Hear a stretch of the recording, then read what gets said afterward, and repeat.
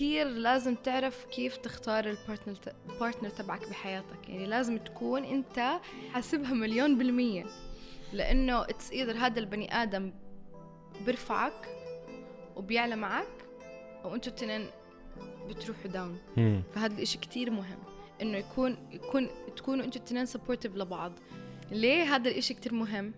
لانه مثلا انا بعرف انه الشباب لما يدخلوا كتير بالشغل بيصيروا وركهوليك، وبيصير تفكيرهم انه انا بدي اشتغل هلا على حالي كتير عشان ارتاح بالمستقبل. اي شاب هلا هيك بفكر.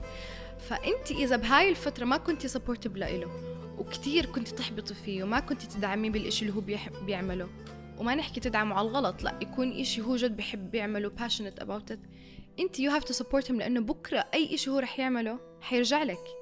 يعني هو he's building his future عشانك، هو بيشتغل عشانك، كلهم مش فارق عنده، خلاص بضل قاعد وبتزوج ويلا الحياة.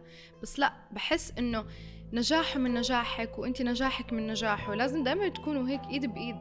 يعني أنا هاي الشغلة كتير بشوفها، إنه if you support him he will support you لقدام وإلى آخر. يعني كل شي بيعمله عشانك.